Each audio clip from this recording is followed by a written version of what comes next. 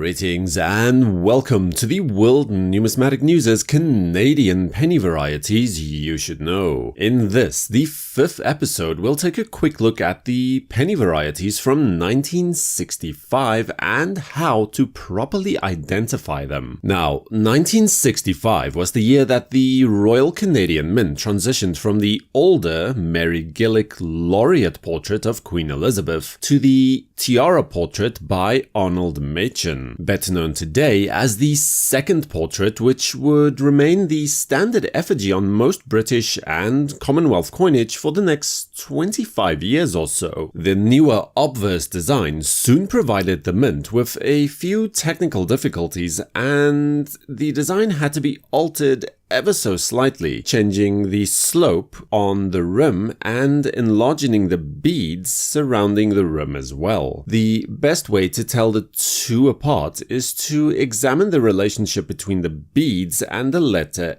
A of Regina. On the original small beads obverse, the pinnacle of the A points towards the left of one of the dots, whereas on the large bead variety, the same letter points towards the right of a dot instead. The small beads coin is also more commonly referred to as pointing between the beads, and the large variety as pointing towards one of the beads. But in this case, I've always found the right and left explanations to be largely more helpful for newer collectors, especially who may not be too familiar with the coins to begin with. Now, to complicate things even further, the reverse of the 1965 cent was also subject to change. In particular, the design of the 5 in the date. The way to tell these two reverse varieties apart is to look at the tip of the 5, where one will have a pointed tip sloping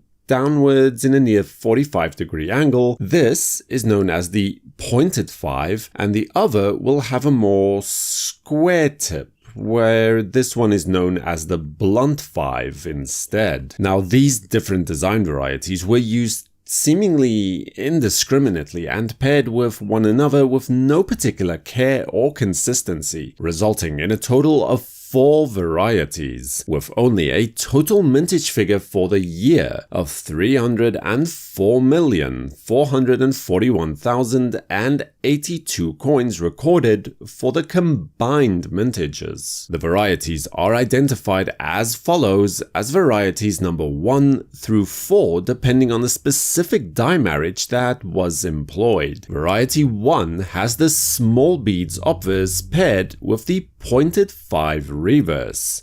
Variety 2 sees the small beads obverse again, but this time with the blunt 5 reverse instead.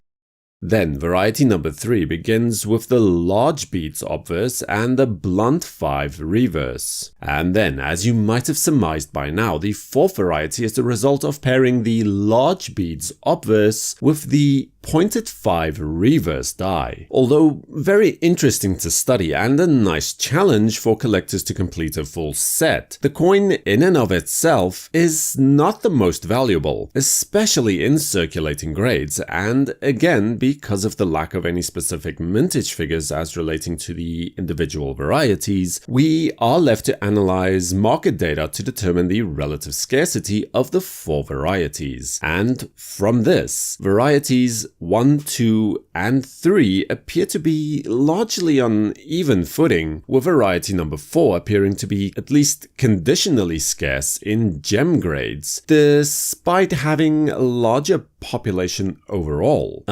which is a rather interesting anomaly in and of itself. And then variety number 1 appears to be the scarcest overall, although again this doesn't actually appear to impact the coin's pricing in any genuinely meaningful way. Values on these coins are typically under $20 for most conditions, while gem grades and mint state coins can, upon occasion, breach the $100 barrier, but this seldomly occurs. Were you aware of these 4 varieties for the 1965 Canadian penny? And if so, have you managed to complete a set for your collection yet? Subscribe to WNN and activate notifications with the bell icon to be notified of future episodes as soon as they are released. In the next episode, I'll be taking a quick look at the double die variety for 1967. And if you liked this video, then be sure to take a look at our previous episodes in this series as well. For the World Numismatic News, I am Numisman saying thank you for watching, keep collecting, and have a great day.